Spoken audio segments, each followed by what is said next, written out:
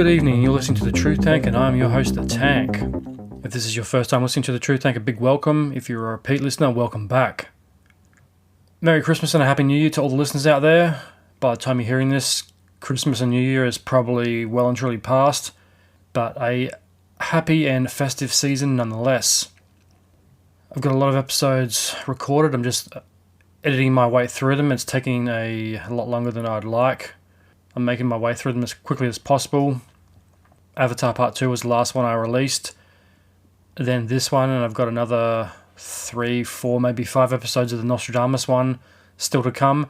And then we can get into the gigantic, gargantuan The Lie of Communism that will be finally ready to start recording early-ish into the new year. I'm hoping around March, April, somewhere like that.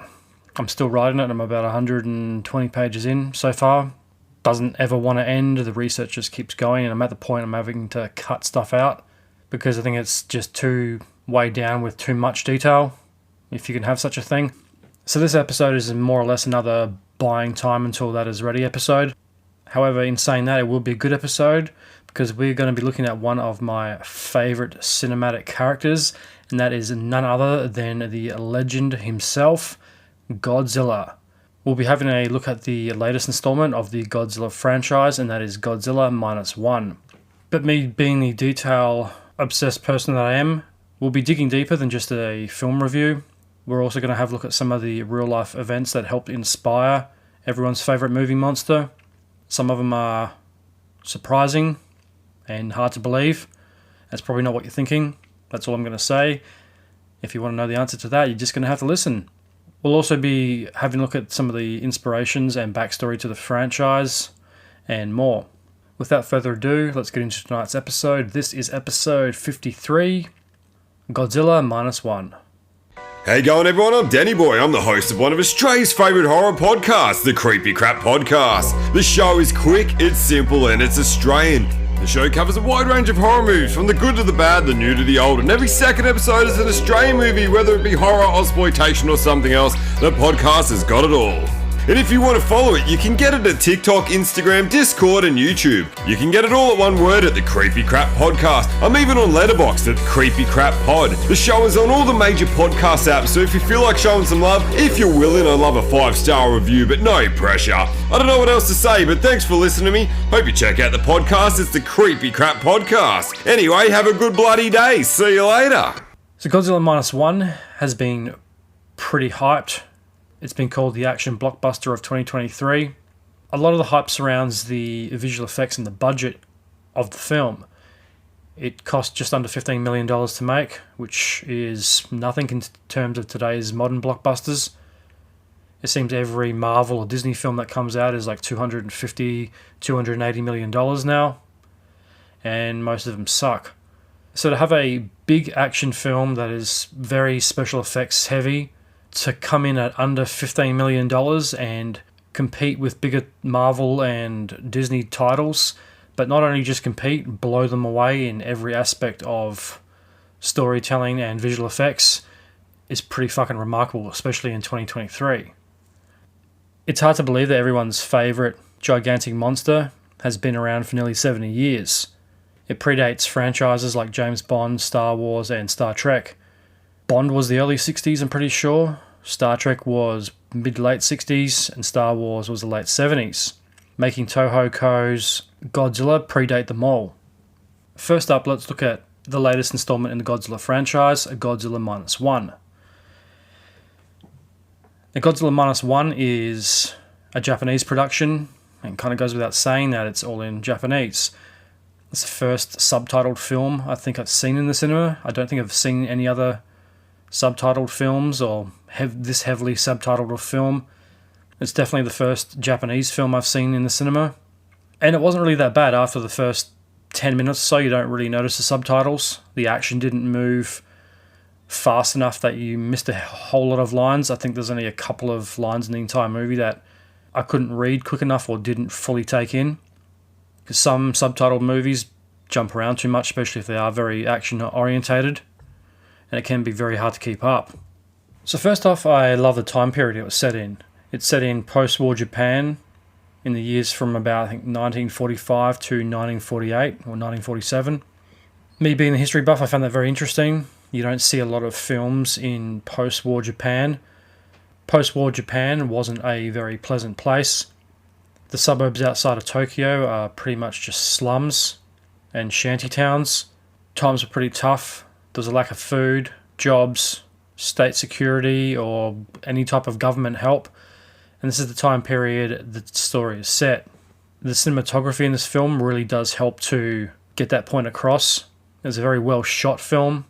It has this cool kind of retro, action-y kind of cinematography to it. It might just be Japanese action films. They might all look like that. But I did notice that right from the first couple of frames, and this is a spoiler. When the plane's flying over the ocean, it definitely has that war action film kind of look to it. Another thing I really liked was the music. They used the old Godzilla score in some of the action scenes, which is really fucking cool. Combining that with the newer music, it's just a really well crafted and heartfelt reboot of the Godzilla franchise. I'm not sure if it was a reboot, but it kind of kickstarts the series again. I think the first film takes place in post-war Japan or Japan in the 1950s. Same type of time period. One of the biggest draw cards of the film, and one that was really surprising, was the quality of acting. At its core, Godzilla Minus One is a story about human beings struggling to survive in the post-war years in Japan. It just also happens to have a gigantic lizard monster that is hell-bent on destroying the Japanese mainland. The human story is the main focal point of the story. Unlike a lot of modern-day blockbusters, it's all about the action and visual effects and how much destruction you can cause on screen. This takes the complete opposite approach. It's all about the humans and their journey through the movie, through life and poverty-stricken slums of Tokyo, and their fight for survival in the slums of Japan and against Godzilla. It's similar in pacing to the 2014 Godzilla. It is better than the 2014 Godzilla. I did like Gareth Edwards' take on it, and it's a good way to kickstart the MonsterVerse, even though the other films that came after were more action, humour focused. The first Godzilla does take itself very seriously, the 2014 one, where Godzilla King of Monsters is more of a gigantic epic action film. Godzilla vs. Kong, more of the same. I liked all of them. They're all good in their own way. But this is kind of similar in the sense that Godzilla is and isn't the main focus of the story. In the 2014 Godzilla, Godzilla is kind of like a secondary character. There's huge chunks of the film he doesn't appear in, and it's like, 50-something minutes before you even see him. The Muto is more of the focus of the action. Godzilla kind of comes into it pursuing the Muto creature. Much the same way the Elvis movie isn't so much about Elvis, and it's more about Elvis through the eyes of his manager, Tom Parker. Similar to that, or maybe I'm just completely rambling absolute shit. Either way, I thought it was a pretty original story. It's one you don't see a lot of in the modern day blockbuster. It definitely had an old kind of feel about it, very much more grounded. And it was very different to the typical Hollywood action story. The main character is a failed kamikaze pilot. He returns to Japan after the war and finds a young woman living on the streets with a baby. The baby isn't hers.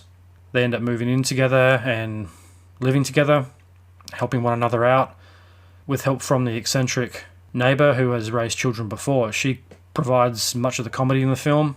It is a very complex human story. It touches on a lot of different themes that are very relevant today, PTSD being one of them. The main character suffers a lot of PTSD from his time in the war, as do a lot of the other characters that have served. It also gave you a glimpse into post-war Japan and some of the thoughts and feelings of the soldiers who served in the Japanese army or navy. Being a Westerner, a lot of World War II movies involving Japan are pretty one-sided. Apart from Clint Eastwood's Letters from Iwo Jima, you always see the Japanese as the bad guys and not so much human beings. I know it was a very different time back then. But there's some points some of the characters make. Like, some of them are just fighting for their country, others don't have much else to do. They all have a different take on war. They all fight their own war in a way, which is very unique to see because you don't see a lot of that from the Japanese side point of view. And I haven't seen very many World War II movies from Japanese filmmakers. And I don't think there's a lot of Japanese World War II films made. A majority of them, I'd say, are pretty much all from the Western point of view. So that was very interesting. One of the other characters is a naval weapons designer. There's a lot of military background to most of the main characters that really make them feel real and authentic. The main character is Koichi Shishkin or something like that. I'm fucking terrible at names. I'm not going to even try to pronounce some of the others. You'll have to look that up yourself. In order to survive, he takes a government-paying job. It's a dangerous job. The woman he lives with is a bit hesitant about it. She thinks this is going to be just like the war, that he's going to put his life on the line for a delusional government. And that's mentioned several times in the film, the lack of governmental care or oversight. The government doesn't really seem to care. They cover a lot of shit up, including Godzilla. And they try to keep the citizens blind to what's going on, which was interesting. And this is not just something that happens in the US or Europe. This is something that happens all over the world with governments. And that was a really cool thing to see, that post-war Japan, the common people don't trust the government. They lie to them, getting them into a war, and they're lying to them with Godzilla and everything else that's happening. There's food rationing going on. Everyone's struggling to survive, which leads the main character, Koichi, to take a job for the government, clearing sea mines left over from World War II. The woman he's living with doesn't want him to go because she thinks he's going to get killed, but it pays 3,000 yen in advance, which is a lot of money back then, and money that was desperately needed, especially with the baby. So he takes the job. We're introduced to the motley crew he's serving with on the ship. It's a small radial wooden boat. We're introduced to the captain of the boat, who's a gruff sea veteran, the young guy who was too young for the war but wishes he served, the smart older guy who served in the Navy as a weapons designer, and the ex-kamikaze pilot. They're a ragtag motley group, but each one of them has unique character traits that come into play further in the story. The young kid who wished he was old enough to serve in the war was a little bit of a cliche character, but done in an original way. If it was a Western film, it probably would have been very cut and paste from other action war type of movies. But here, he's this young, naive kid that doesn't really mean any harm, but always manages to put his foot in his mouth. So what follows next is probably one of the coolest scenes in the entire film, and that is the sea mine chase. Godzilla appears. This is the first time we've seen him for quite a while, since really the opening of the film. So there's a bit of anticipation to see a larger and fully grown Godzilla. He attacks a Navy ship, then turns his attention to the sea mine clearing boat. Koichi and Co. look on in shock and awe as he emerges from the water and trashes a Navy boat. And that's what I really love about Godzilla in this too. There's no motivation for him to destroy anything.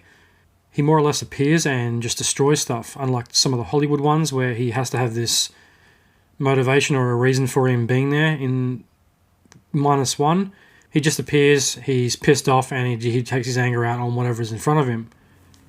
So he destroys the Navy vessel, then turns his attention to the sea mine clearing boat. This is one of the coolest scenes. His head is above the water and he's chasing the boat. The boat's struggling to keep up, and there's this giant Godzilla head chomping right behind the boat, trying to get to the crew.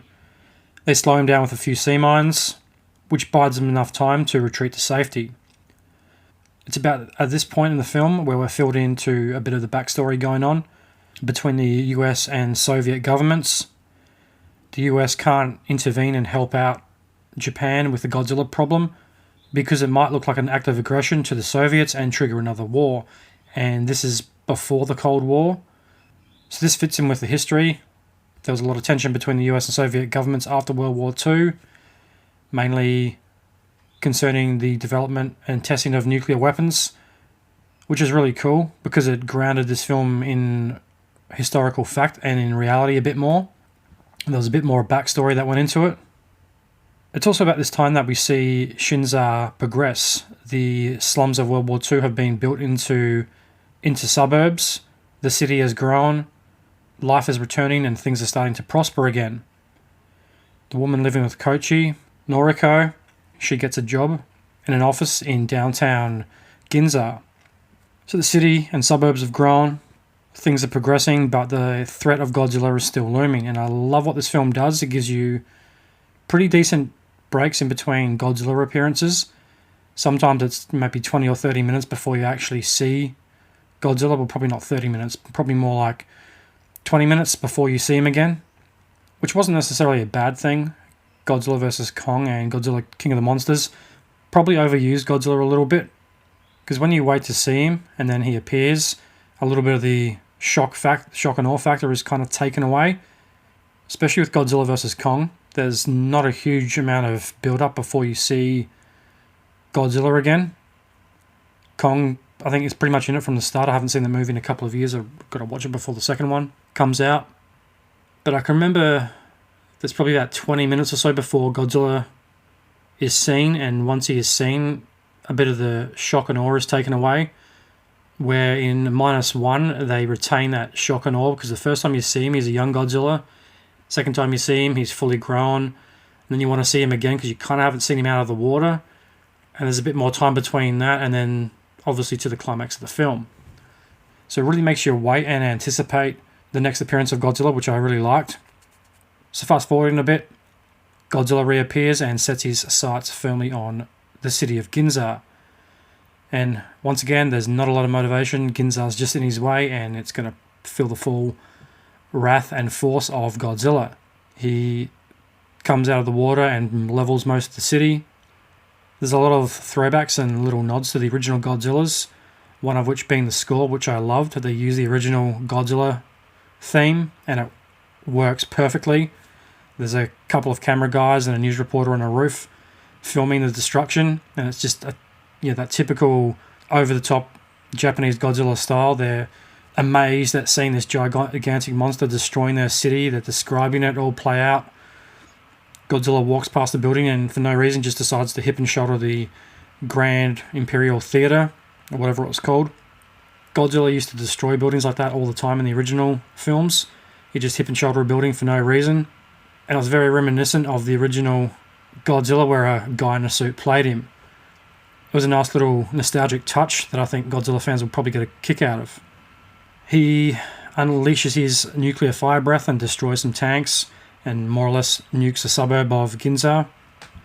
There's a very strong anti-nuke message here, which is one I think the world really needs to pay attention to now, because we're kind of in a second Cold War.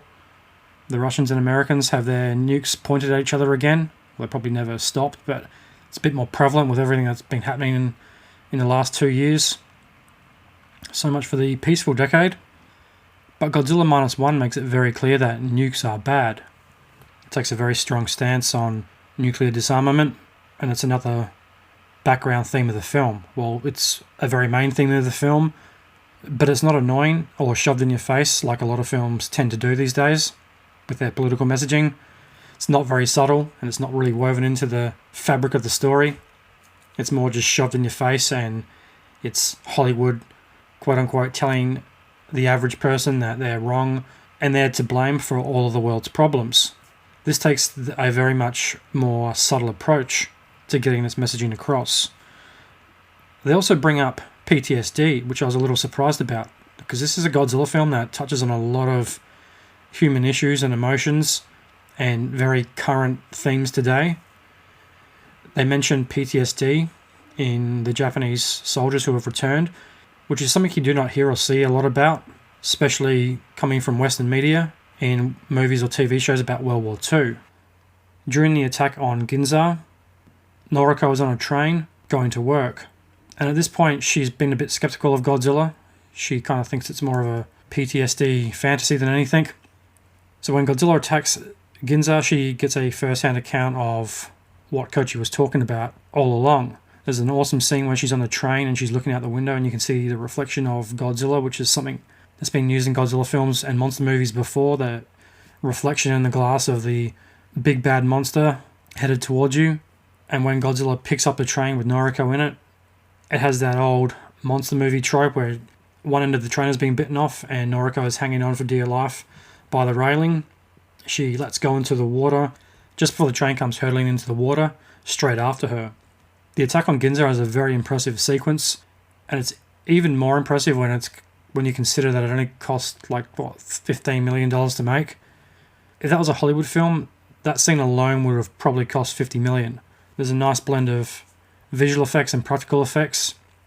Minus One also touches on the importance of dreams and the spiritual side of things, which I was really surprised about. There's a lot of themes in this movie that come a little left of field sometimes.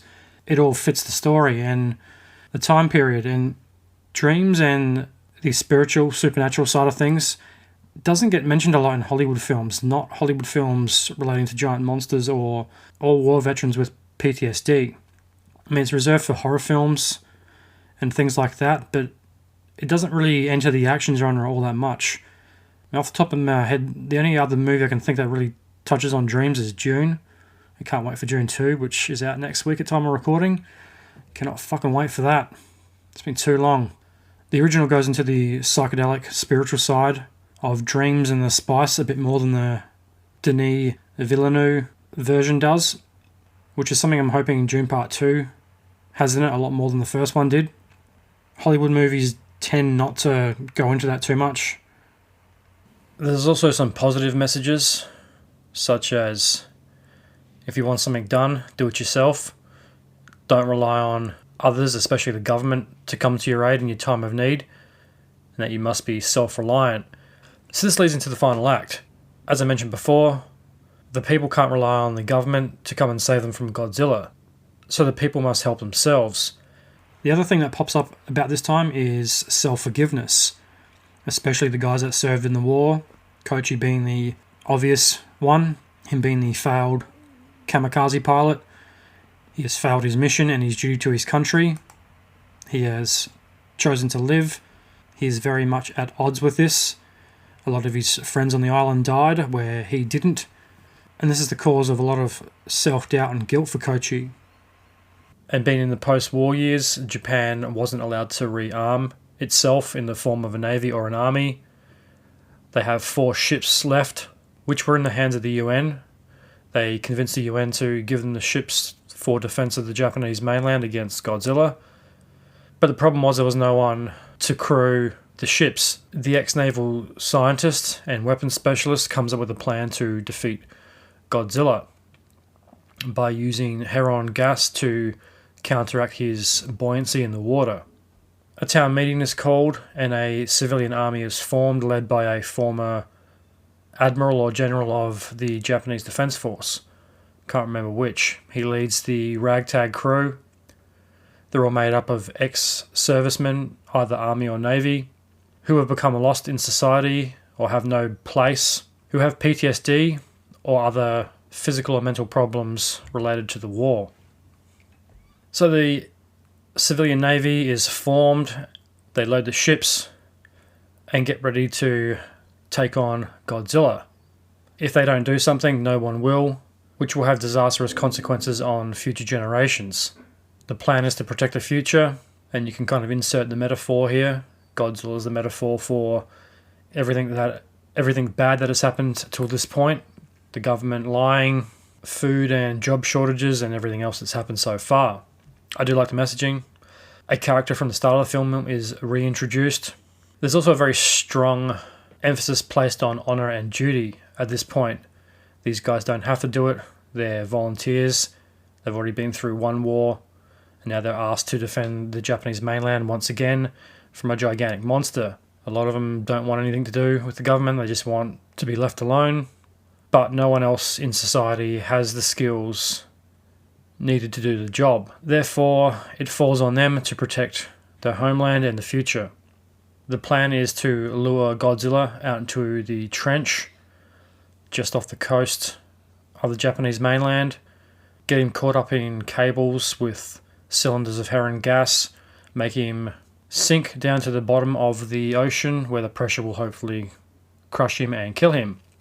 If that doesn't work, there's another plan to inflate him using naval inflation bags to bring him up to the surface as quickly as possible, freezing and causing pressure that will hopefully also crush him and kill him.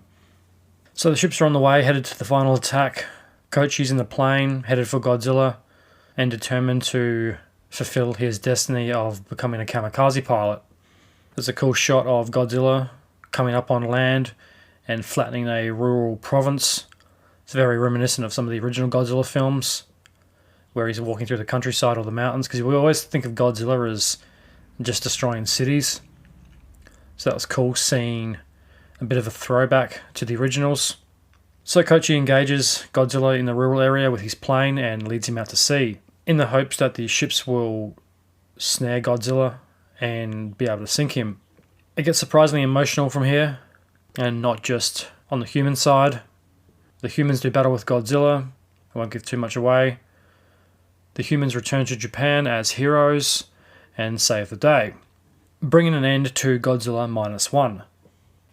All in all, Godzilla -1 was a human story in the midst of a monster movie. And that concludes the review part of the show. When I saw it in the theatre, there was a lot of younger people in the audience, which was good to see. There was about 20 people there. A lot more than I was expecting for a subtitled film, especially from younger people. There was a father and son in the same row as me. They were at the end. The son was probably 10 or 11, something like that. He had a drink in one cup holder and a Godzilla toy in the other. It made me smile. I thought that was pretty cool. He's brought a Godzilla toy. I was only going to bring mine. It was pretty funny. He was getting really into the film, which is good to see a younger generation getting into Godzilla and not another generation that just goes to Marvel and DC movies. He's definitely flying the Godzilla flag high for future generations. And when he left, he had his Godzilla toy in one hand and he was talking to his dad all about the films, about what he liked and what he didn't like. It was good to see. All in all, I'd give Godzilla -1 4.5 out of 5. It was very enjoyable. And it had some pretty impressive visual effects, despite only costing $15 million to make. The budget for Godzilla -1 was about the same as Sound of Freedom, and there's no special effects in that movie, and there's a lot of special effects in this. And it's kind of mind-blowing when you just see what Japanese studios can do with $15 million as opposed to Disney or Marvel and DC. The Flash cost $200 million, and it has some of the worst special effects in a movie this year, and probably of a superhero movie in the past 20 years. That scene with the babies falling out of the hospital was some of the worst demonstrated special effects in a very long time. The same goes for Ant-Man and the Wasp and some of the Marvel movies lately. I've stopped seeing Marvel films in the cinema because they just suck. It's probably going to piss a lot of the Marvel fans off, but I don't care. They probably should have stopped making Marvel films after Avengers Endgame. They're really scraping the bottom of the barrel for the C and D grade characters that no one gives a fuck about unless you are a hardcore Marvel nerd. And Godzilla wasn't just a special effects laden action film. It had a good message. It was well acted. You could tell the actors and the crew cared about what they were making. It wasn't just another project to work on where they got paid fuck all. There was a lot of care and love that went into the film. The visual effects are fantastic for the budget. They're not perfect. There are some scenes where the special effects look like they're from 8 years ago or so. They're not quite as polished as some of the bigger budgets. They're still on par and better than most of the special effects I've seen this year. Hi, I'm Natasha with Cryptids, Creeps, and Conspiracy. Embark with me on a journey to uncover the details involving cryptids, haunted houses, and unsolved mysteries. Get ready to awaken your curiosity and explore the unknown. Ask questions, and together, let's unravel the secrets behind the legends. So this brings up the big question. Why are Hollywood films so expensive in comparison? Disney likes to make big claims that this movie cost $250 million or it cost $280 million. Indiana Jones and the Dial of Destiny cost $350 million or $348 million, and it made about $380 million at the box office. bearing in mind that was with reshoots and all the drama that happened with that movie. But even so, it seems like a staggering number. So either the studios are full of shit and they're lying to make it sound more impressive, hope that people might go see it if it's got a huge budget. That means it has to be good, right? Much like the attraction to a lot of the theme parks, bigger is better. Disneyland's always opening new and pointless attractions to try and increase visitors to come back and spend their money. But even with reshoots and heavy special effects in a lot of these films, $350, even $250 million is a lot of fucking money. And aside from Avatar, you can't really say that that's money well spent. Because a lot of these films, like the Marvel movies and Dial of Destiny, had a lot of live action stuff with CGI backgrounds or environments or whatever. But most of the film was practically shot. Avatar, The Way of Water is a different story. There's a lot of digital backgrounds and environments, and pretty much all the characters are digital, besides the humans. And even that didn't cost $350 million. Well, we don't know. It may have cost upwards of $300 million, but it was money well spent. It looks good, and the first Avatar still holds up 13 years later. Ant-Man and the Wasp and The Flash don't stand up in the year that they were released, and they're definitely not going to be standing up to special effects in 13 years' time. So where does that money go? They spend $150 million on the budget of the Dial of Destiny, and what do they get for it? Piss poor box office returns. It's not even average box office returns, it's below average. That movie had to make $800 million to break even, and it didn't even come close. The Marvels made, $190-something million, just under $200 million, and it cost $200-something million to make, so it's a complete catastrophic failure, and that's coming from the Marvel juggernaut. So these studios have to be cooking the books somehow. They must be overinflating budgets for tax purposes, or claiming that they had to spend $150 million on advertisements and all this other shit for insurance or tax purposes. There has to be some type of financial racket or scam going on, because if you broke down how much those films actually cost and the amount of people working on them, I doubt you would get the same figure as the budget. Warner Brothers recently is being dragged through the federal court for deliberately buying and shelving films for tax purposes. If they buy them or don't make them, they get refunded on tax credits or something like that. That might be something I look into for a future show. If you would like me to do an episode on it, send me a message on Instagram. So hopefully Godzilla -1 proves that you can make a big action film for a small scale budget. And hopefully it kicks off a new generation of independent special effects films that don't cost $200-300 million. Hopefully this gets independent filmmakers expanding their imaginations and bringing their visions to life without having to worry about overinflated budgets and costs through the traditional studio system. Because if you could make movies like that for $15 million, imagine how good independent films would be, especially like monster and creature-related films. Because $15 million is a drop in the bucket for most of those big studios. Even some of the independent studios, that's not a lot. So if you could produce that in Hollywood, I don't know if you could. There's probably a lot more going on behind the scenes that none of us are really privy to. But it would be a good start. I also watched the credits of -1.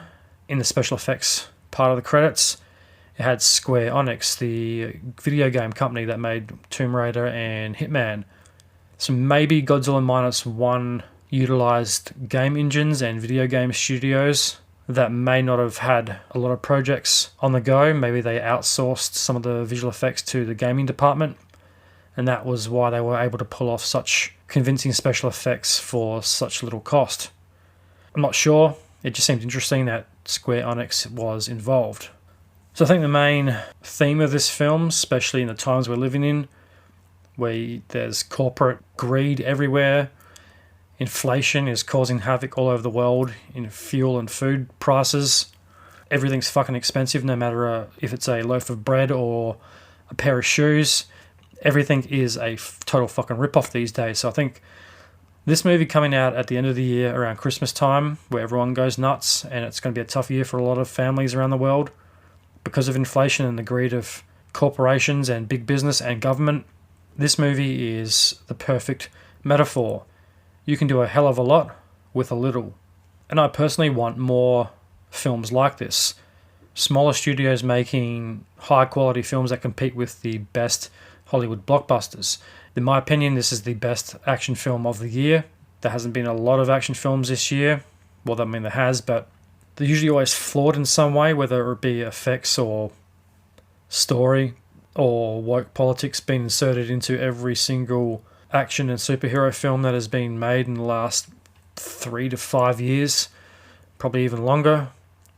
Indiana Jones would have been a hell of a lot better if certain characters weren't in it and it wasn't such a mess. And this goes back to the problems of the script and the reshoots and Kathleen Kennedy trying to control everything. The more films like Godzilla -1 that come out, the better. There's no politics besides the ones that serve the purpose in the story. There was no woke shit. I don't think the Japanese are really into the woke shit, so there was none of that. Dare I say it? It was old-fashioned filmmaking made with modern techniques. And I think Hollywood could definitely learn a lot of lessons from this film. You don't have to have a $300 million budget to make a good action film anymore. You can use special effects creatively that serve the story. Not every scene needs thousands of special effects elements in it. You can make a very compelling, convincing and entertaining story using a lot less. A lot of movies that I've seen this year have had a lot of special effects and the stories haven't benefited from it. In fact, the best films I've seen this year have all had relatively low budgets and minimum special effects. Oppenheimer, Sound of Freedom, Godzilla -1, Killers of the Flower Moon. They've all had limited visual effects and they're some of the best films that have been released this year. One of the things I really loved about the film was the design of Godzilla. They haven't changed the original Godzilla all that much. They've just merely made him more modernish by using CGI. Obviously the way he moves is a lot different. I think the only thing that's really changed is the size of the spikes. They're a bit longer and a bit more jagged looking. But apart from that, the head, the arms, the massive quads, the feet and the hands, they all look pretty much the same. The face and the head looks the same as the original Godzilla, where the Hollywood version has kept the shape more or less but changed the head to make it more square and a few of the details like that. So digging deeper into Godzilla -1, I found an article on theconversation.com titled Godzilla -1, Finding Paradise of Shared Cooperation Through an Environmental Disaster, published the 20th of December 2023. It's by Chris Corker. Godzilla -1, directed by Takahashi Yamazaki, brings viewers back to post-war Japan and to the wholly belligerent monster of the original 1954 Godzilla, a beast bereft of the friendly connotations acquired in the later Toho Studios Japanese installments. The original Godzilla represented what its director Ishihara Honda described as the invisible fear of the nuclear contamination of our planet. Historian William Sotuzzi asserts in his book, dedicated to the series, that the film allows us to neutralize our fears of potential annihilation. Cathartic or not, this apocalyptic trend remains a staple of science fiction movies and series to this day. -1 returns to that fear, once perhaps invisible but now undeniable, of the disasters incurred by damage to our environment. At the same time, the film asks how individuals and communities can tackle disasters while embracing an ethos of mutual aid that sidesteps nostalgia for nationalist policies that lead to even more harm. Interesting. I didn't actually think of it like this. That's one way you could look at Godzilla, is a metaphor for the environment and how human beings are having a direct impact over our environment, whether that be man-made nuclear devices or energy, fossil fuels, mining, whatever way you want to look at it. All that has a negative effect on the planet. Whether you believe in climate change or not, I think it's pretty much undeniable at this point that humans have had a pretty detrimental impact on the environment. If Godzilla movies help get that point across, especially to a younger generation, studios should be making more Godzilla films and getting the message out there. That's a good thing, right? Because it's a gamble and an experiment that is only going to end up hurting the people that live on Earth if we get this wrong. just say it is a giant conspiracy designed to control the population. Is it worth taking the risk and not doing anything about it, even though the science is pretty firm on it? Because so far it's the government that doesn't seem to be wanting to do a hell of a lot. Some governments are implementing some ridiculous policies that only serve Big Brother and the state and companies that make these so-called products that you have to buy to save the environment, like electric cars. I'm not 100% convinced that if everyone buys an electric car that's going to solve the problem. The problem is a lot deeper than that. It's industry, military-industrial complex, mining, shipping, aviation. These are all massive polluters. You know, your four-cylinder hatchback you drive to work every day is going to do far less environmental damage than one Oscars party. You know, some of these celebrities that like to complain the loudest about the environment. They take a private jet to a meeting a couple of hours away and produce a lot of CO2 and a pretty hefty carbon footprint in their private planes. Bill Gates likes to whinge about the environment. Yet he's got a fleet of four, five private jets that create more pollution than several households would in an entire year. So, you know, who's the hypocrite? Don't quote me on the details, but it's something along those lines. Disaster response. In the two most recent installments in the Godzilla franchise, 2016's Shin Godzilla and 2023's Godzilla -1, the monster can be read as a personification of a diminished belief in governmental abilities to prevent or respond adequately to disaster. That's an interesting point. Especially in Japan, the tsunami they had 10 years ago, the government didn't respond quick enough. In lots of natural disasters around the world, governments never quite respond quickly enough. Yeah, it must be a huge logistical nightmare to get all those moving pieces in place so quickly. But that doesn't give people faith in their government if they can't get their act together in the time of need. After all, what are the taxpayer dollars going to if it's not to improve the services of communities and to buy vehicles and supplies for disasters when they're needed? The fires in Australia from a couple of years ago, millions and millions of dollars were raised, but not a lot of it has filtered down, surprisingly, to the people that actually need the money. You could donate directly to specific fire departments and charities that would get the money where it had to go. A lot of celebrities were saying, do not donate to the Red Cross because they're just going to hold on to the money and not distribute the money where it's needed. The Red Cross allegedly hoarded millions and millions of dollars of donations for the purposes of future disasters, which makes no sense, but makes some sense. It makes no sense because you have to spend the money to prevent the disasters from happening, such as buying helicopters and water bombers, better PPE for the firefighters who are risking their lives trying to battle bushfires, supplies, upgrading the infrastructure, upgrading facilities, response times, hiring people, coordinating with government, setting up new departments to handle disaster response. Yet they hoarded, I can't remember the exact figures, but it was something like $20 million. Didn't get distributed.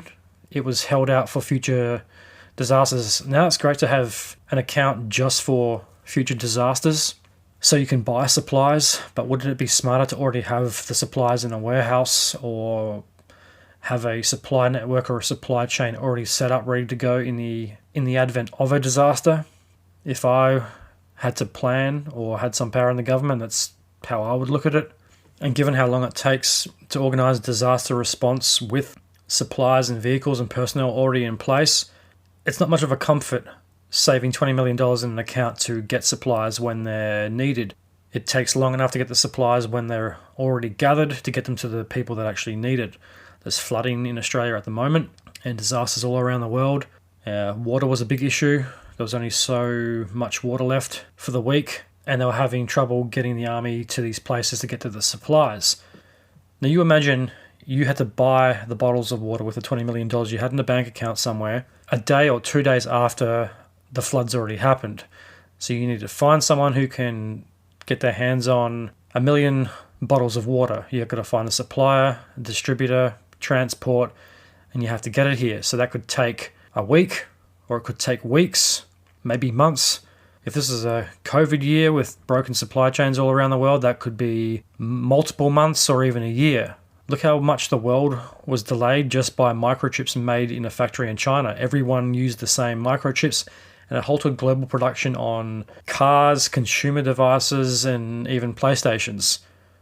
So you imagine if you needed 1 million bottles of water yesterday, and you're ordering them today, given it's Christmas time, and there's already a strain on supply chains and postage services and deliveries, you might not be getting those million bottles of water until the 10th of January.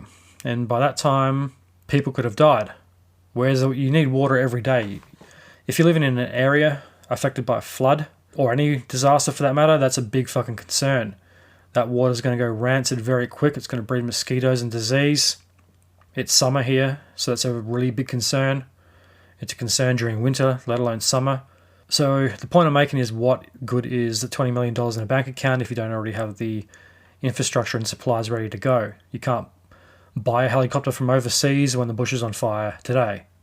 So that's an interesting way to look at Godzilla Minus One, is the underpreparedness of governments to help those in need in times of disaster. Really, that's one takeaway I got from the film, is people helping people. You can't rely on the government in your time of need. So you've got to band together as a community, pool your resources, get your personnel in place, and do things yourself. Shin Godzilla, directed by Hideaki Anno, dealt strictly with the limp government response to the 2003 Toho earthquake and tsunami. As the threat of the monster escalates to catastrophic levels, the politicians in the film are more concerned with optics and in which boardroom they should be conducting their meetings. Talk gets you so far, action gets you all the way.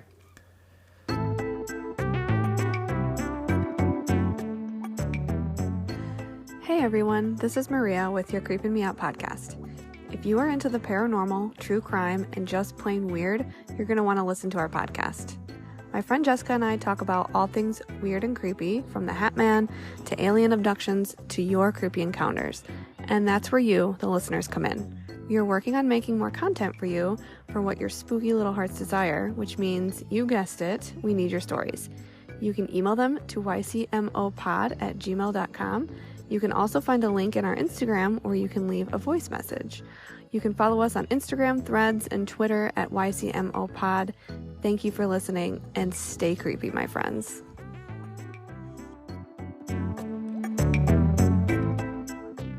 I remember reading or hearing somewhere, I think it was either that earthquake or the Fukushima disaster.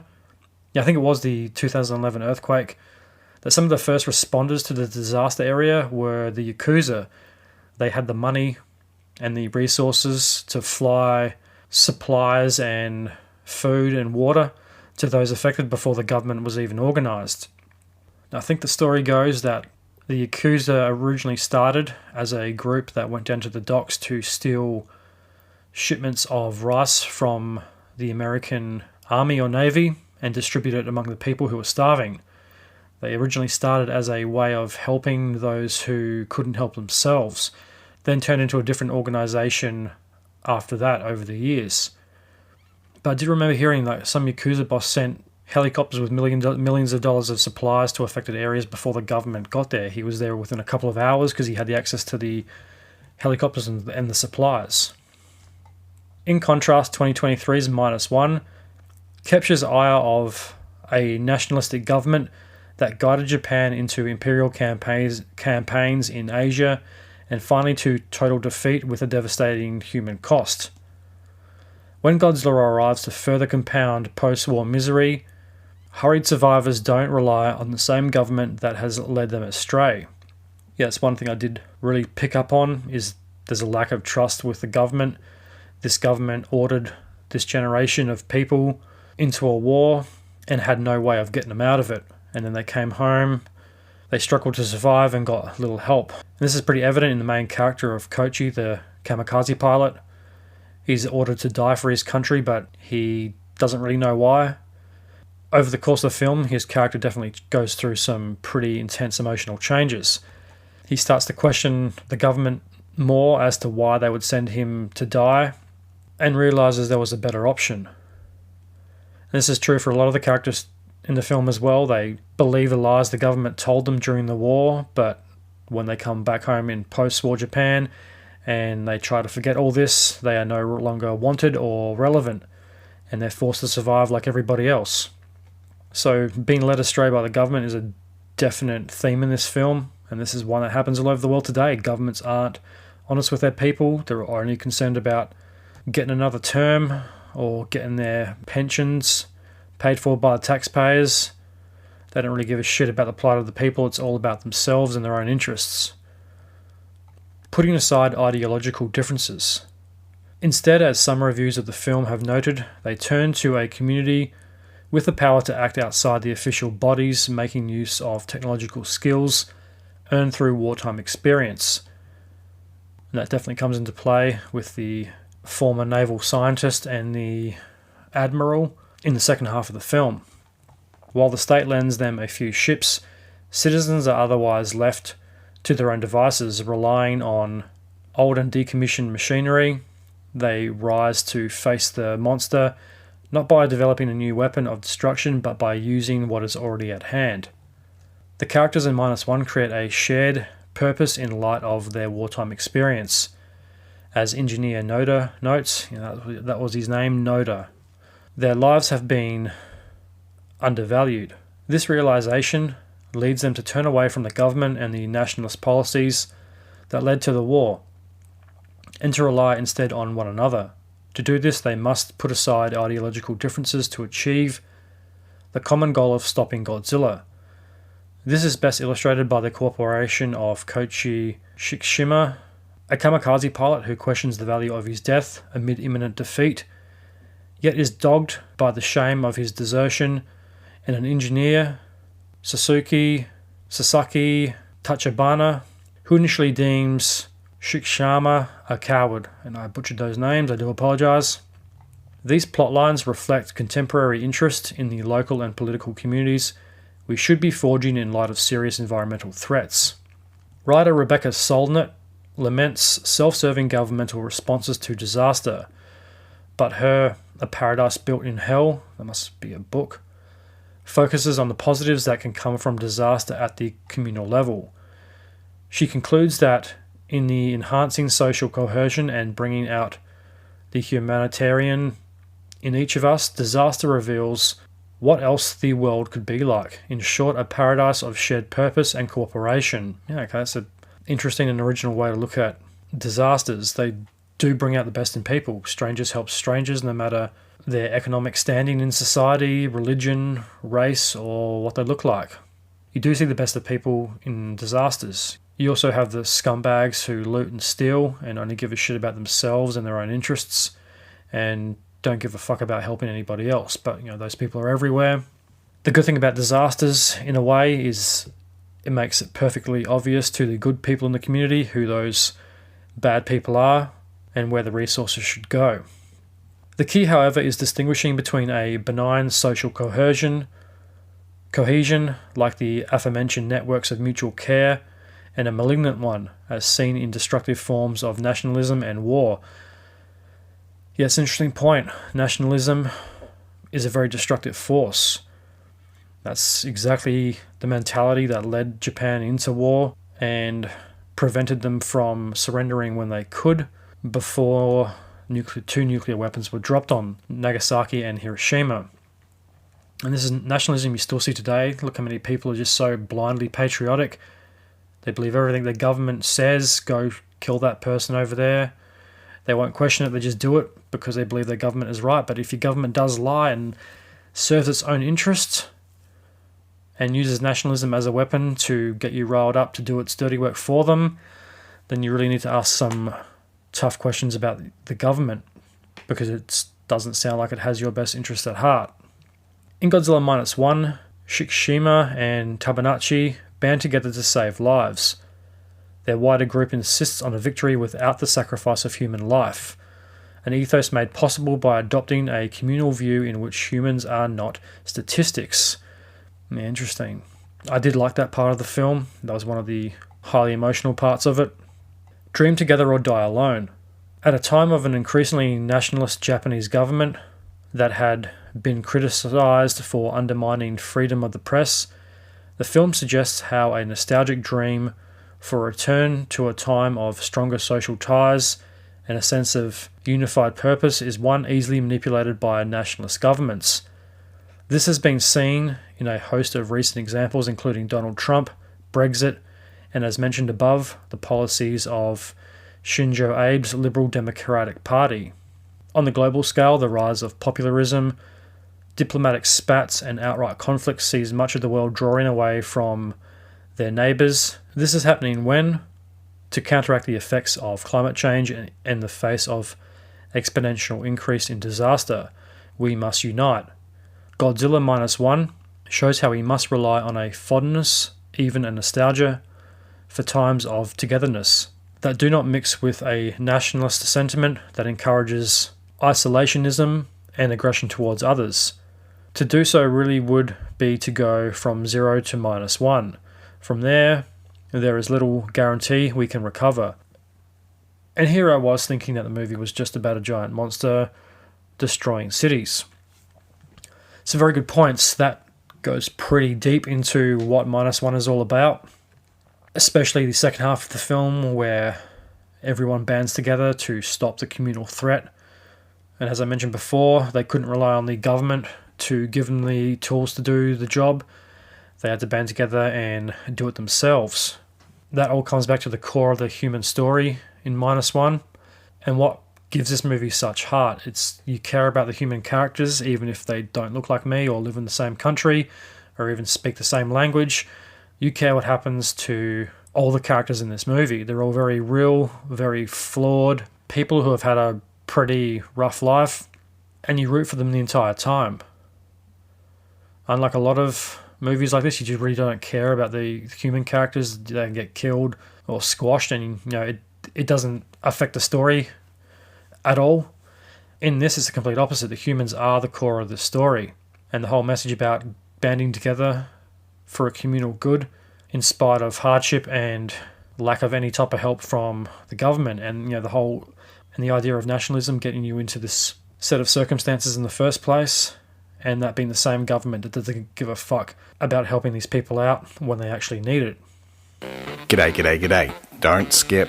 Let me interrupt the podcast that you're currently listening to with some blatant self-promotion. What do you get when you mix two Aussie mates, a splash of booze, well, more than a splash, and some microphones? You get Cheers Big Ears, hosted by myself, the Chad, and my mate, Matt, and sometimes, but more often than not now, my missus, Bobby. It's a podcast of adult beverages and not-so-adult conversation. It's not serious, far from it. Well, except for that one episode, but that was just that one. We're available wherever you get your podcast fix. Cheers, Big Ears. So the reviews for Godzilla -1 have been pretty good. The BBC says Godzilla -1, the Japanese film that's 2023's best action blockbuster. Pretty hard to disagree with. Forbes says Godzilla -1, the best Godzilla movie in years. The Guardian, Godzilla -1, Rageful Monster is one of the best in the series. Forbes also says Godzilla -1 is one of the 2023's greatest films. Also hard to deny. Also from Forbes, Godzilla -1 is the highest grossing Japanese film in US history. That one's not as hard to believe. There's probably not a lot of huge action movies coming out of Japan that do fantastically well in the US. Godzilla already has the built-in fan base, so that's not really that surprising. So digging deeper into the budget of -1, I found an article on ScreenRant.com titled Godzilla -1's Incredible Box Office Run Explained. The 37th movie in the Godzilla franchise, Godzilla -1, is ranking in at the box office, breaking records and putting Godzilla back on the map. It's by Megan Hemingway. Godzilla -1 has earned $60.6 million worldwide, quadrupling its budget of $15 million. While it hasn't beaten Shin Godzilla's box office record in Japan, it's only $18 million behind. Godzilla -1 is the highest grossing Japanese movie in the US box office and has received critical acclaim. Toho Studios has just released the 33rd Godzilla film, Godzilla -1, and it has turned out to be a massive success for the company and the greater franchise due to its incredible box office run. Minus One is the 37th movie to be part of the Godzilla franchise, which first premiered in 1954. Godzilla is a kaiju franchise, well, we all know that, meaning that it's part of a Japanese subgenre that typically includes large monsters attacking cities or militaries. Though not all Godzilla movies have proven successful, Minus One could be the turning point for the franchise. First and foremost, Godzilla Minus One has currently earned $60.6 million worldwide, although this may not sound like much in comparison to the everyday blockbuster. And I suppose when you look at it like that, $60.6 million isn't a lot of money for an action blockbuster in this day and age, when you consider the Captain Marvel sequel, The Marvels, made 198 million, and that's considered a box office flop. It didn't even make its budget back, and a small film like this, while it quadruples its budget of 15 million, 60 million is still very successful. And I hope it makes more money. I hope it gets to the $100 million mark. It'd be great to see a movie like this completely come out of nowhere and dominate the box office for 2023. Considering nearly every blockbuster film released this year by Hollywood has pretty much failed. Look at the giant superhero films this year that cost 200 plus million that just made more than its budget. Indiana Jones and the Dial of Destiny is a prime example.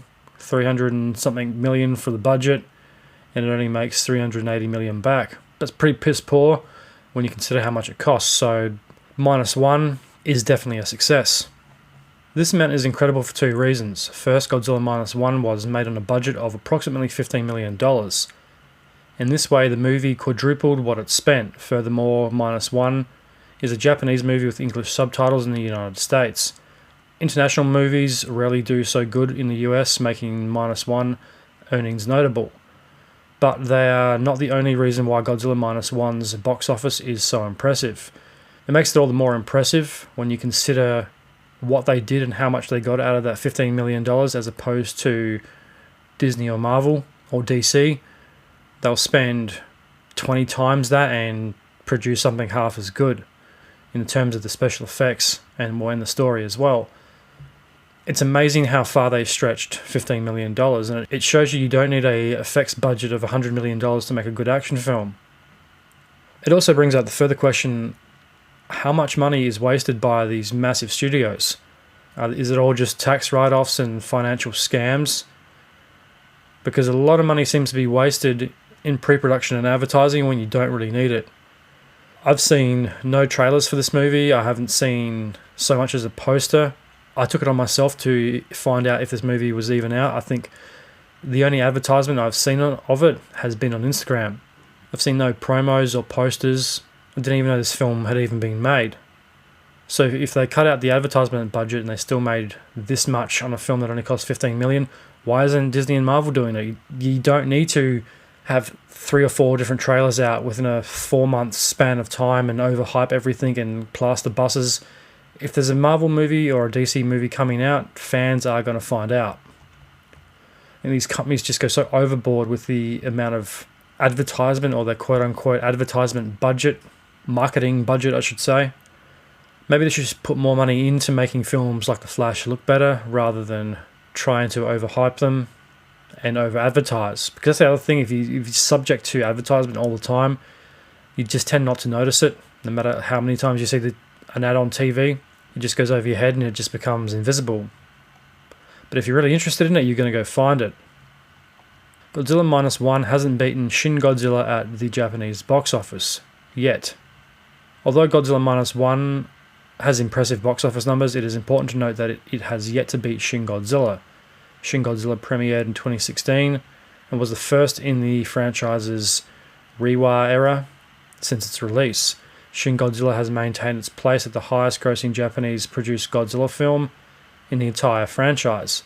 It made a worldwide total of $78 million at the box office, with a measly budget of $7 million. Wow, that's incredible.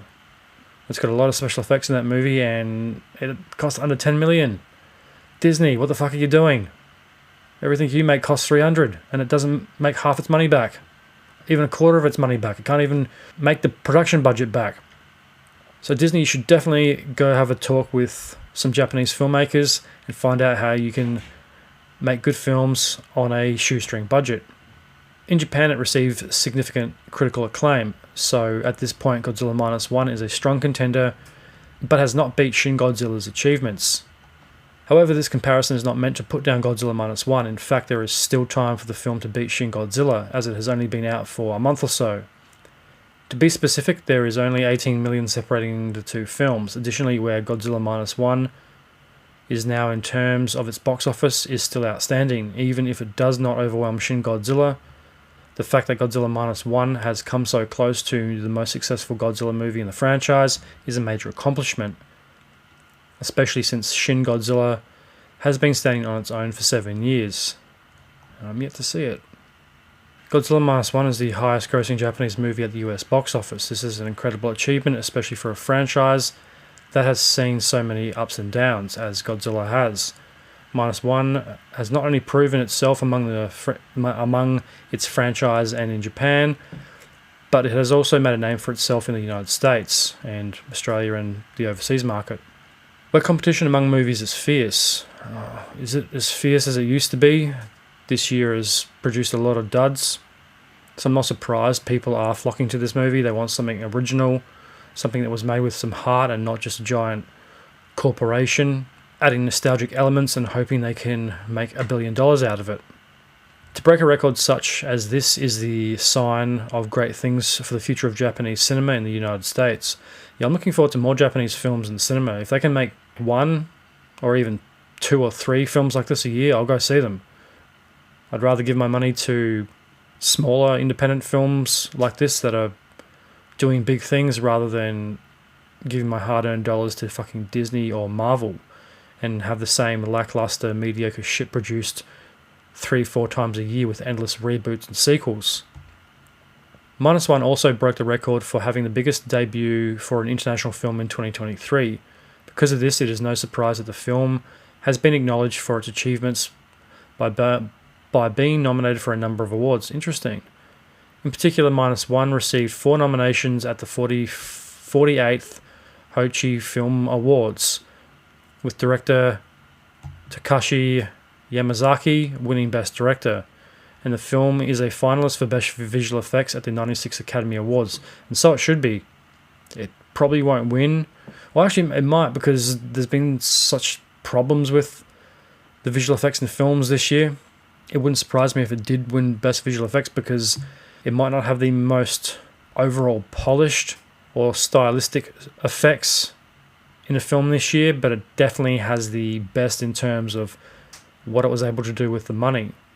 Because this doesn't look like a film from 30 years ago or 20 years ago. It looks like a film from today. And when you compare it with the best special effects in film, you would look at the effects and say, well, that's only 3 or 4 years old. It's basically on par where modern effects are, if that makes any sense at all. US critics have given Godzilla Minus One particular praise for its visual effects, direction, story, characters, musical score, and social commentary. If Marvel and Disney spent less time lecturing people about social justice and trying to fill their films with a bunch of woke propaganda, maybe more people would go see them. This brings up important social issues, ones that affect everybody in a big picture sense. Disney's main concern seems to be how can they butcher classics and make endless remakes and reboots. The question remains, why has Godzilla Minus One done so good at the box office? This is an especially pertinent question considering the varying success of past Godzilla films. In all, there are many reasons why Godzilla Minus One stuck out to audiences and critics when others did not. First and foremost, Minus One brings us a new tone that the franchise has not yet explored.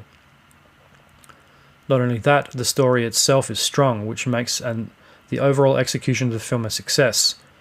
With early reviews being so favourable, it makes sense that the audiences would be interested in checking out the next great Godzilla film. Furthermore, the fact that Godzilla Minus One is unique from more recent Godzilla films definitely helped. In the years between Minus One and Shin, Japan has produced animated Godzilla films that simply haven't connected with audiences. Meanwhile, Minus One has depicted a version of the monster that is familiar to audiences and therefore is more successful. It is a classic mix of old and new that has engaged audiences this time around. Plus, Godzilla Minus One had no competition at the box office since it was really the only movie of its kind showing at the time. And you look at some of the other big films that are coming out towards the end of the year, Wonka and Aquaman 2. Just look at the shit that has gone on with Aquaman 2. I mean, it might be a good film. I hope it is. I love Jason Momoa and James Wan. But it's had reshoots. It's had drama on set with Amber Heard. It's lawsuits from Elon Musk. It's been recut 3 times because the first 2 had a 60% audience score, which is not very good. Where this just comes out, $15 million budget, and everyone seems to like it because it's got integrity and a great story. Overall, Minus One's box office success is a huge sign for the Godzilla franchise. The film has proven that Godzilla is still a popular franchise that audiences will want to invest in. Furthermore, Minus One in particular has shown what types of stories and forms audiences are interested in when it comes to the monster. Following Godzilla Minus One's success, it will be important for the MonsterVerse to learn from Godzilla Minus One. That's very true, because the Hollywood Godzilla can't just keep churning out Kong vs. Godzilla every couple of years. They're going to have to eventually do something different with the story to keep people engaged. It started off good. I did like the 2014 revival of Godzilla. It was a bit slow in places, but it was a good start. Godzilla 2, King of the Monsters, is a bit more of a straight-out action film. It's still a good movie, but that's going to wear thin eventually, just like some of the older previous Godzilla films have. And like what is happening with Marvel, they just keep making the same shit over and over and over again. So I hope there's a lot more Godzilla films to come. And I always thought Godzilla films would have been really hard to make because of the immense budget for all the destruction, and it's kind of hard to pull off a gigantic monster now without special effects. Long gone are the days of the suit. Although if someone did make a Godzilla film with a really cool suit with a performer in it, that also might be cool. That would be a bit nostalgic. It could work if it was done right. I mean, isn't that what Power Rangers did? Years later, used people in suits fighting each other with miniatures in the background. I'm sure you could pull that off a lot more convincingly these days than you could back then. That's a huge problem with Hollywood, is if you're talking about a Godzilla movie, you automatically, the movie has to be $200+ million just for the amount of effects needed. And obviously, this is not the case because Japan can make a movie that is one of the best Godzilla films in the franchise for a fraction of the price. The company should try to replicate the magic this film had and move forward with more live-action films with strong storylines. Minus One's success is also an indicator of change for Toho's movie performance in the United States. Whatever film the company makes next, it will likely garner some sort of audience based on Minus One's success. This will act as a sort of safety net for the filmmaker. Furthermore, the franchise may seem more important changes coming its way, including English dubs. It'd be interesting, it'd be easy to read, but it might take some of the authenticity away.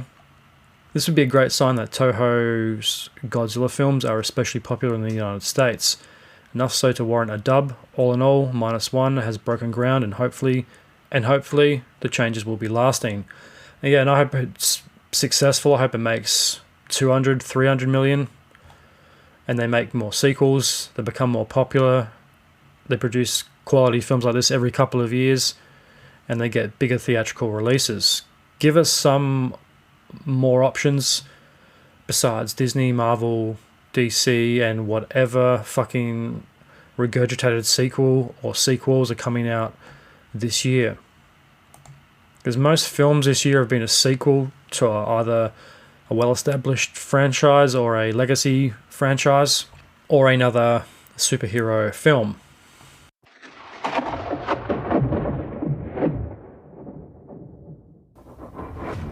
Imagination, creativity, storytelling, brainstorming, or brainstorming.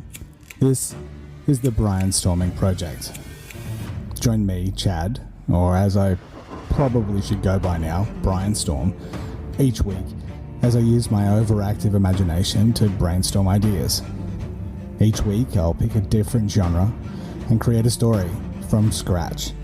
Characters, world, premise, the whole kit and caboodle. The creative process in podcast form. This should be fun. Listen to the Brainstorming Project wherever you get your podcast fix. Join the Brainstorm.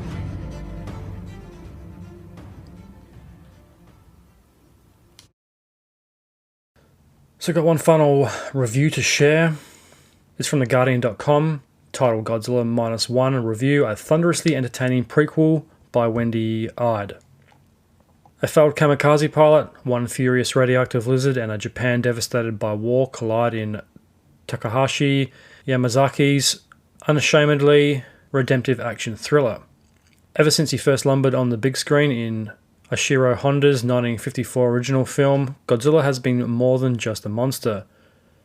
The city-crunching prehistoric mega-reptile has been cast as a metaphor for the nuclear threat, American military might, and environmental abuses.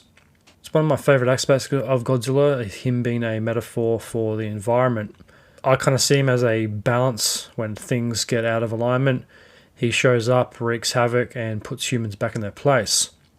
He also represents a seemingly boundless franchise opportunity, having appeared in almost 40 films of widely varying quality. Of all of these, the terrific Godzilla -1 is one of the very best. Written and directed by Takashi Yamazaki, best known for sci-fi horror films, Parasite Parts 1 and 2, and the comedy drama Always, Sunset on 3rd Street. This thunderously entertaining prequel, set in Japan in the immediate aftermath of the Second World War, takes the King of Monsters back to his roots. I absolutely love that part of it. I loved seeing a nostalgic retro Godzilla set in the past rather than in the present. In this version, Godzilla takes on a fresh metaphorical significance. Here, he symbolises the national anguish, trauma, guilt and grief of the country's post-war period. His shape, with his squat rump, chunky thighs and a head that seems to be all jaws and no brains, is immediately recognisable, but this version of Godzilla looks as though he was created from a still smouldering wreckage of Japan's shattered cities. There are angry embers visible through the gaps between his scales. His jagged dorsal plates look like the broken spines of bombed out buildings. He is destruction and devastation, pain and shame made flesh. Yeah, it's interesting. I never quite thought of his design like that, but I guess it makes a lot of sense when you break it down like that. The jagged plates do kind of look like broken glass or mangled metal or a building that's been destroyed. The embers under the skin when he heals could directly be a metaphor for Nagasaki and Hiroshima. Tokyo was firebombed and so were a bunch of other cities. They burnt to the ground for days and there pretty much was nothing left. Godzilla's scales and his skin is another good metaphor. I was reading somewhere that the inspiration for his scaly, bumpy hide came from keloid scars people were suffering after the bombings of Nagasaki and Hiroshima. Keloid scars are those horrible, grotesque, sometimes elongated scars on the top of the skin. They stick out quite a lot. It nearly looks like someone's got a permanent marker and run it over the skin and it's raised. Sometimes it looks like there's like a snake or something trying to push up through the skin. Google it. It's probably better than me explaining it. They are pretty gross. He doesn't look like that just to make him look intimidating or cool. There is a reason behind it. And like how she mentioned, the thick thighs, because he's got monstrous quads in this film, and you have to hold up a body that big. The other standard bearer for the collective torment of the Japanese people is the film's tortured central character, Koichi Shikishimi. I'm not even going to try to pronounce the actor's name. Is a former kamikaze pilot. The fact that he survived the inglorious end of the war is a constant reminder of his failure. Not only did he abort his suicide mission, Koichi froze when he was first confronted by Godzilla, in a prelude to the main body of the film. His hesitation, he fails to shoot at the creature for fear of drawing his deadly attention. Indirectly cost the lives of almost the entire ground crew on the island airbase. Koichi is trapped in the moment of his ignominy and cowardice, unable to move on with his life because, it's a quote from the character, "My war isn't over." And I did like that too. That was such an original character choice. A failed kamikaze pilot. I'd never seen that in a film before. And he's a very complex character. He's nearly the type of character you would expect to see in a period war drama, because he does fail, and obviously the point of the kamikaze pilot is to die for one's country, and he can't do that, and he is very conflicted, and this comes back in varying forms throughout the film. He finds himself part of a de facto family nonetheless. Noriko, a light-fingered girl dressed in rags, moves in with him. Uninvited, with an orphan baby she rescued when the child's mother was killed in an air raid. While Kochi doesn't feel worthy of marriage or love, he steps up to the responsibilities. It's to provide for Noriko and the infant Akira that Kochi takes a risky but well-paid job manning the gun of a rickety wooden mine-clearing boat working the coastal waters outside Tokyo. Before long, Kochi once again comes face to slavering jaws with his lizard nemesis, but now Godzilla, having been bathed by radiation from the first Bikini Atoll nuclear test in 1946, is an altogether more formidable creature, with the capacity to immediately regenerate from injury and to burp out a devastating heat ray. The marine encounter with this newly beefed up Godzilla is thrilling, but when the creature hauls itself from the water and lays waste to Ginza neighborhood of Tokyo, where Noriko has recently taken a desk job, the film and the monster really hit their collective stride. Yamazaki pays tribute to several shots and scenes from the original 1954 film, most notably in the dazzling sequence that opens with Noriko gazing, uncomprehending through the window of a suburban train, as the looming bulk of the monster is reflected in the glass. Elsewhere, Akira Ifukube's classic Godzilla theme, with its relentless stomping rhythm, one of the most distinctive pieces of film music ever written, is deployed to glorious effect. I did love the old music. I got a real kick out of that. It's a very iconic piece, and when you hear it in the film, it just fits perfectly. And I'm really glad they decided to use that, and they didn't try to make it sound too modern. I also noticed a couple of other little hints to previous Godzilla films, the way he destroys some buildings. There's a building he pretty much just hip and shoulders, like you'd see in the old Godzilla films, when there was a guy in a costume and he had to destroy the model, he'd just tip and shoulder it. It looked really cool seeing Godzilla do that, even though he was computer generated in this. And the news reporters on the building having him walk straight past the building. It was a really cool nod to the originals. And you can't have a monster film without some type of reflection in glass, or a character looking through the window of a vehicle and seeing this immense creature. The train scene is fucking cool. I really got a kick out of it. She's staring out the window and you see the reflection of Godzilla, and she realizes that Kochi was right all along. The ship scene too is pretty cool, when Godzilla arises for the first time in his full size. Bit of a spoiler alert. And he's chasing the mine clearing boat. He's chasing the boat. It's just his head in spikes above the water. It is a awesome scene. It's creepy.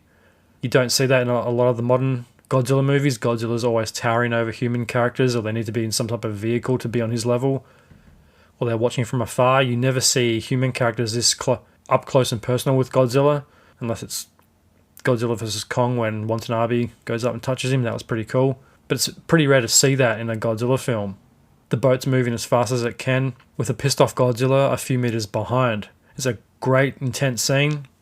-1 is unabashedly nationalistic and sentimental in approach, pursuing a redemption narrative in which Kochi and Japan are both offered the chance to re-enter the field of battle and regain some dignity and self-respect. It's a testament to the quality of the writing, which was top-notch in this film. A lot of Hollywood movies, especially action films, tend to get very lazy or very cliched. They go with the same shit that has worked in every other action film, and to the action direction, that this never feels as corny or as crass as you might expect. Yeah, this movie does take itself very seriously. There's some humor in it, but the backbone of the story is very dramatic and very realistic, and this goes back to what I was saying about it being a human story, not necessarily a monster movie. It's a human story playing out in the midst of a monster movie. The country has valued life far too cheaply, says one character, a line that tactfully condones Kochi's failure as a kamikaze pilot. It's a civilian-led operation that faces up to the monster's peril rather than a government or an army mission. The messaging, it's fair to say, is not subtle, but then this is a movie about a furious radioactive dinosaur thrashing the commercial centre of Tokyo. Who needs subtle? Very well said. That is another big theme of the film, is questioning orders. These guys were told to die for their country without really knowing why, or why the government had got them into this situation in the first place. And that's a thing that Kochi struggles with the entire film. He is a kamikaze pilot, he's failed his mission, and everyone likes to remind him of that. It takes a while for him to wake up and realise he has the right to live. Another theme I got out of this film was self-forgiveness. A few of the characters go on this journey in different ways, Kochi being the main one. Also, Tachibana, the Takanabe, however you pronounce his name, the main mechanic, goes on his own personal journey as well. There's no defense from the government, which brings up the other theme of this film, people helping people. If you want something done right, you have to do it yourself. In this situation, the government can't be relied upon, so the people need to band together in order to get the job done and to protect their homes from Godzilla. And this falls down to the outcasts of society, the returned veterans from World War II. They have the skills, expertise, and know-how to launch an attack against Godzilla and defend the Japanese homeland. Godzilla also isn't exactly the most subtle of franchises. You wouldn't expect subtlety going into a Godzilla film. And there's no other perfect opportunity to make the star, or in this case the very big monstrous star of the film, into a walking, roaring metaphor. It covers a lot of issues. These issues don't detract from the themes and story of the film, and they're not jammed down your throat like Hollywood loves to do, as I've mentioned before. If this was a Hollywood film, the metaphors would be very obvious. The political issues would make up a good portion of the backbone of the film, and they'd be jammed down the audience's throat time and time and time again. Just because Hollywood doesn't understand that you don't have to keep reiterating the point or keep telling the audience about something for them to actually understand it. Sometimes the more subtle an issue or a theme is in a film, the more impactful it is. Case in point, Christopher Nolan's Dark Knight versus Zack Snyder's Batman vs. Superman. Batman vs. Superman has this grandiose political theme running through it that detracts from the action and the story. That big, waffling, overdrawn speech by Lex Luthor about the Redcoats are coming it's very tedious, and it comes off very pretentious, where politics and corruption and all that type of shit is kind of more or less the backbone of the Dark Knight. The Joker is highlighting the flaws and loopholes in a already very flawed and decaying system. So in a way, you could say the Joker isn't really the bad guy of the film, the political system is.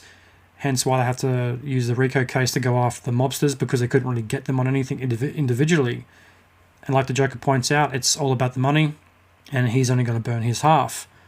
Where Batman vs. Superman, it's just too blatantly obvious, and it's annoying. It detracts from the main story, the characters, Batman, Superman, all that shit, and it's fucking annoying. A lot of films do this. Zack Snyder doesn't seem to do politics in movies very well. Neither does Hollywood. And it's true what she says at the end. Godzilla isn't exactly a franchise you'd expect subtlety from, so what's the point trying to make the themes of the film subtle when the main character definitely isn't? Sharks of the Corn? Virus shark? Cocaine shark? Sharktopus? Yeah, those are all real movies. Join me, Steve Coates, as each week I take a comedic look at the bizarre world of sharksploitation cinema on Bucket of Chum, the Shark Movie Podcast. Alright, I think we'll leave it there for today and pick it up in the next episode. The next episode we'll get into the history of the Godzilla franchise, as well as the mysterious true story that helped inspire Godzilla. Just before I end the show, a big shout out to Exploring with Phil. I've been talking to him on Instagram for the past couple of months. I'm hoping to have Phil on as a guest very soon. I plan to have guests on for a while. Unfortunately, with the computer setup I have at the moment, it's just not possible. I do feel a bit bad having to tell people to wait while I save to buy a new computer. 2023 was a fucking rough year. So I'm hoping that 2024 is going to go a bit more smoother, and I want to take this podcast to the next level. You can check Phil out on his YouTube channel, Exploring with Phil. He's on all the socials, Facebook, Instagram, TikTok. He makes some great content. If you're into exploring and the paranormal, definitely check out Phil. And if you'd like to support the Truth Tank, there's a couple of things you can do. Head on over to the Facebook and Instagram page, give it a follow and a like, share it around, download your favorite episodes on Spotify, iHeartRadio, Google Podcasts, which I'm pretty sure is disappearing later on this year. I think the Truth Tank is still on Podbean for the moment. I switched to Spotify a few months ago. So Spotify is now the official home of the Truth Tank podcast. You can also find it on Stitcher, Pandora, Apple Podcasts, Amazon Music, and YouTube. Tell your friends, tell your family, tell anyone you think might like the show. Help spread the word and get the podcast out there. Word of mouth is still a great way to spread things around. If you're enjoying the show, rate and review it. I haven't got any reviews yet, so you have my blessings to be the first to leave a review if you feel so inclined. Part 2 of Godzilla is already recorded and edited and should be out in a couple of weeks. Until then, I'm the Tank, this is the Truth. May the truth be with you.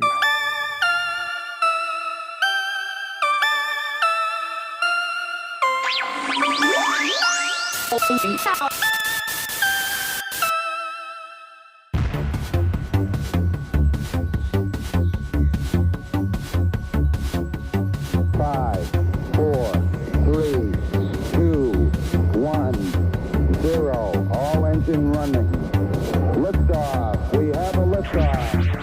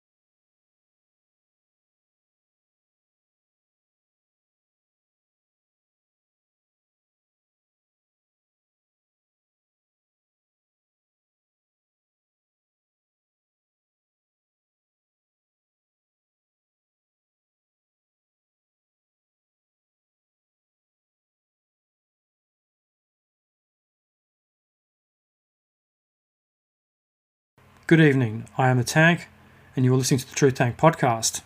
If this is your first time listening to the Truth Tank, a big welcome. If you're a repeat listener, welcome back. Right, this episode we're going to continue our epic look at Godzilla Minus One.